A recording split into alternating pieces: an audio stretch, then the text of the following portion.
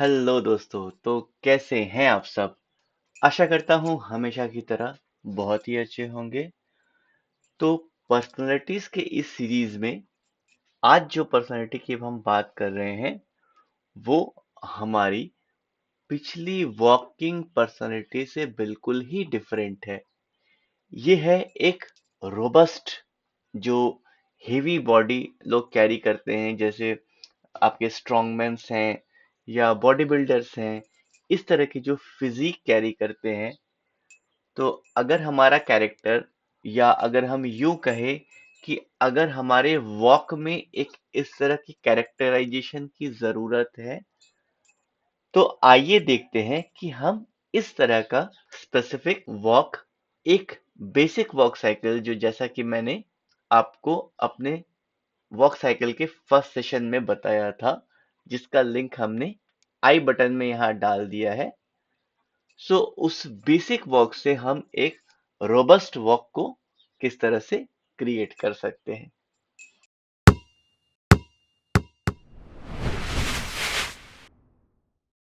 तो जैसा कि आप स्क्रीन पर देख सकते हैं कि हमने जो बेसिक वॉक साइकिल बनाया था वो कुछ इस तरह का है। सो आइए देखते हैं कि हमने इसमें अगर एक ह्यूज बल्कि रोबस्ट लुक डालना है, तो उसके लिए हमें क्या-क्या चेंजेस करने पड़ेंगे इस वॉक में। तो सबसे पहली जो चीज हम चेंज करते हैं वो है हमारे फुट का ओरिएंटेशन। तो जब इस तरह के वॉक्स होते हैं तो हमारा जो ओरिएंटेशन ऑफ फुट होता है वो बिल्कुल स्ट्रेट ना होकर थोड़ा आउटवर्ड होता है। तो हमने फर्स्ट और लास्ट फ्रेम में जो है एक आउटवर्ड वो दे दिया है। तो इसी तरह से हम अपने बीच के जो हमारे की फ्रेम्स हैं उनमें भी अगर कोई स्ट्रेट वो है तो हम दे देंगे। यहाँ पर ऐसा नहीं है। सिमिलरली हमारा जो लेफ्ट फुट है उस पे भी हम आउटसाइड डायरेक्शन की तरफ इसको रोटेट कर लेते हैं। एंड सिमिलरली हमारे जो बीच का की फ्रेम है उस पर भी हमने एक आउटसाइड का रोटेशन दे रखा है।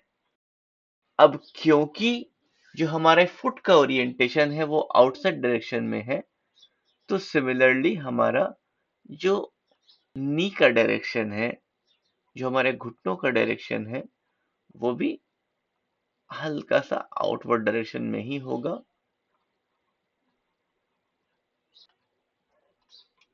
सो दूसरी चीज जो होती है कि इस केस में जो हमारे फुट का डिस्टेंस है वो नॉर्मल से थोड़ा ज्यादा होता है,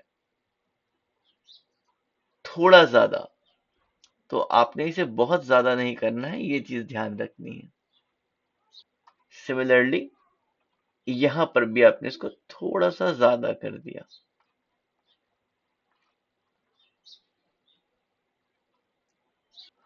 अब जो अगली चीज हमारी आती है वो है जो हमारे टॉर्सो का रोटेशन है। सो हमारे टॉर्सो का रोटेशन अगेन थोड़ा सा बहुत हल्का बेंड होगा, लीन बैकवर्ड डायरेक्शन में,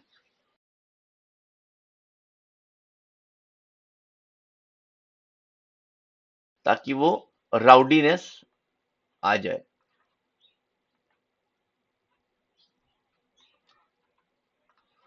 नाउ अगली चीज जो हम करेंगे वो है इसके हैंड का आउटवर्ड डायरेक्शन में मूव होना। लेकिन इस बार जो आउटवर्ड डायरेक्शन में मूव होगा वो बॉडी से पास ना होकर बॉडी से दूर होगा।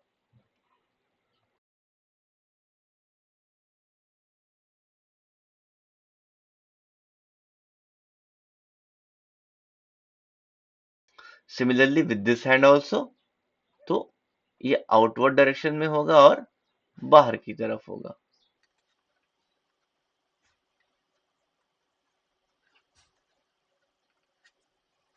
सो आप यहां देख सकते हैं कि ये किस तरह से मूव कर रहा है। ना इस केस में जो हमारे शोल्डर के मूवमेंट्स हैं वो नॉर्मल की तुलना में थोड़े से ज्यादा होते हैं, हैंड के नहीं, शोल्डर के। सो अगर मैं इसकी बात करूं तो ये थोड़ा सा हल्का सा, ये जो शोल्डर है वो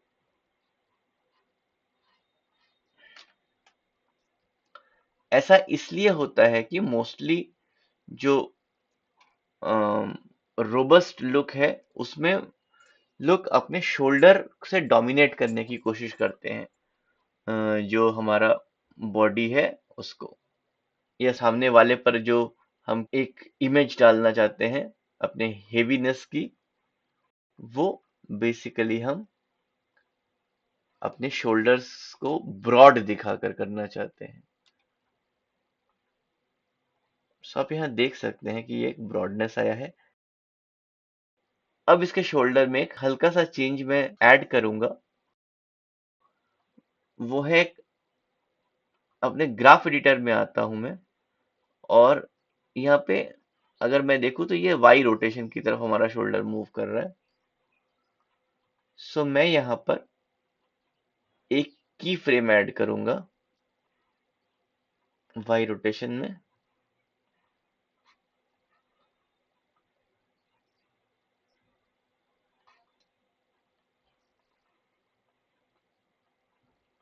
और साथ ही साथ मैं इसको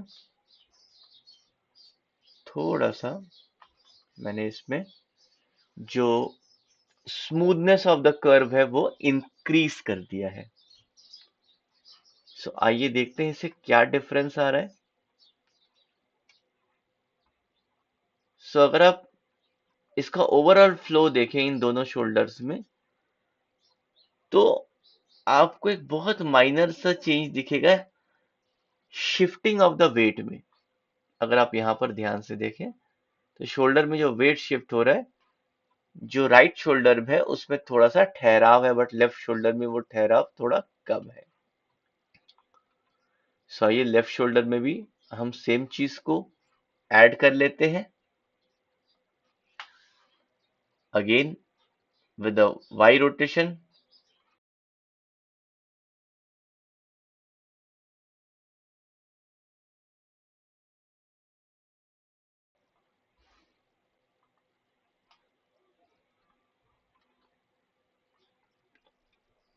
और आप यहाँ पर देख सकते हैं कि जो हमारा चेस्ट मूवमेंट है ये बहुत ज्यादा नहीं है, जैसा कि हमारा पिछले सेशन के फ्लेक्सिबल मूवमेंट में था।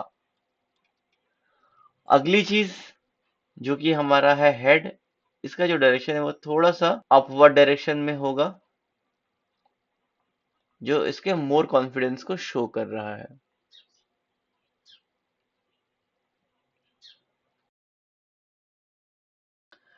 अब जो अगली चीज मैं बताने वाला हूं ये बहुत ही माइन्यूट चीज है। तो मोस्टली क्या होता है जब अब बॉडी हेवी होती है तो हमारे बॉडी में एक ड्रैग इफेक्ट होता है। तो इस ड्रैग इफेक्ट को किस तरह से क्रिएट करते हैं, आइए देखते हैं। तो इसके लिए करना क्या है, इसके लिए हमें अपने फ्रेम रेंज को इंक्रीज कर लेना है।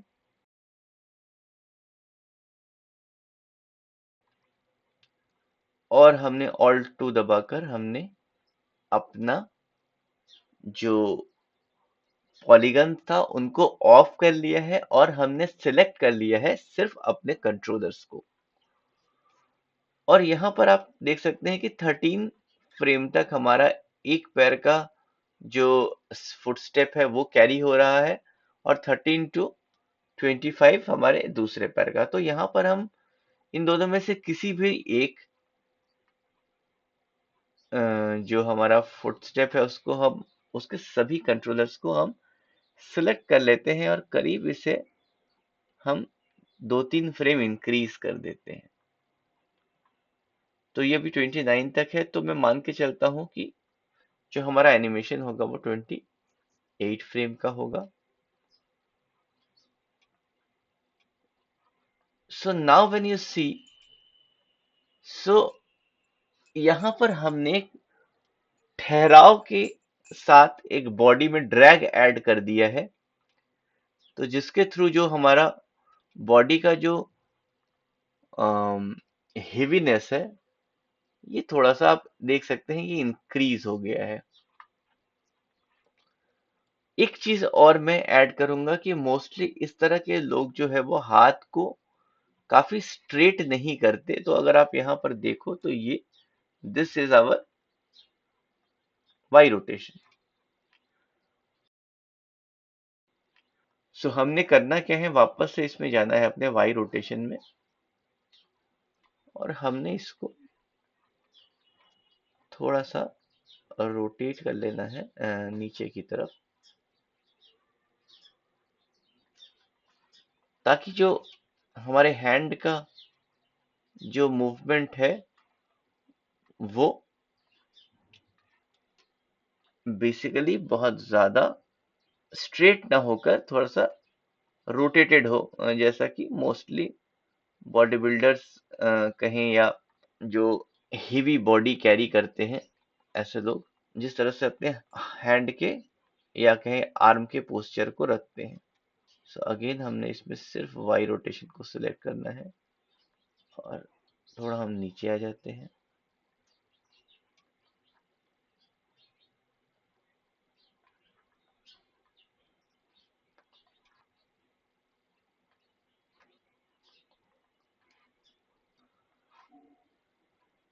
सो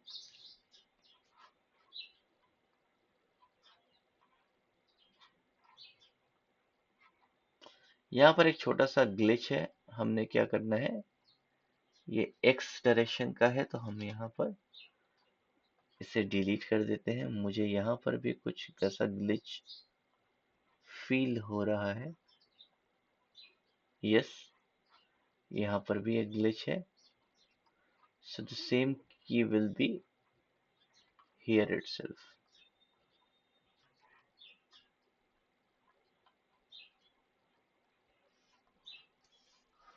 सो आप यहाँ देख सकते हैं कि अभी जो हमारा कैरेक्टर वॉक है ये किस तरह से जो हेवीनेस लिए हुए है, किस तरह से ये एक रोबस्ट पैटर्न में वर्क कर रहे हैं। तो यहाँ अगर हम कंपेयर करें अपने इस वॉक की अपने पिछले 2 सेशन के वॉक से, तो आप देख सकते हैं कि ये टोटली डिफरेंट वॉक है। हमारे पहले सेशन में जो वॉक था वो एक बेसिक वॉक साइकिल था। अगले सेशन में हमने जो कवर किया वो एक फ्लेक्सिबल या फ्लोई वॉक साइकिल आप कह सकते हैं, जो मोस्टली एक फेमिनिन साइड में जो स्टाइल होती है वो ज्यादा लिए हुए था। और जो हमारा आज का सेशन है वो है एक रोबस्ट वॉक को क्रिएट करना। सो आशा करता हूं आपने हमारा ये कंप्लीट सेशन देखा होगा, because without going through the complete session जो हमने माइनर या बहुत इंपॉर्टेंट चेंजेस किए हैं जो किसी भी पर्सनैलिटी को डिफाइन कर रहे हैं, वो अगर आपने स्किप करके या वीडियो को फॉरवर्ड करके देखा है तो कई बार ऐसी माइनर चीजें मिस हो जाती हैं। तो मैं आपसे रिक्वेस्ट करूंगा, जो भी मुझे सुन रहे हैं मेरे इस सेशन के माध्यम से, कि प्लीज आप ये पूरा वीडियो थॉरोली देखें, ताकि आपको हर माइनर चेंजेस का आइडिया लग सके कि हमने किन किन जगहों पे किस किस तरह के चेंजेस किए हैं, जिससे कि हमने अपने एनिमेशन को मॉडिफाई किया है या बेटर किया है, या आप कह सकते हैं कि हमने परफेक्टली कवर करने की कोशिश की है। तो आशा करता हूं आपको आज का सेशन अच्छा लगा होगा। अगर आपके कोई सुझाव या सवाल हैं तो आप हमें वो कमेंट के जरिए शेयर कर सकते हैं। अगर आपकी कोई स्पेसिफिक रिक्वायरमेंट है तो वो भी आप हमें कमेंट के माध्यम से शेयर कर सकते हैं। मिलते हैं अपने अगले सेशन में। तब तक के लिए ख्याल रखिए आप अपना, अपनों का और हमारे समाज का। धन्यवाद।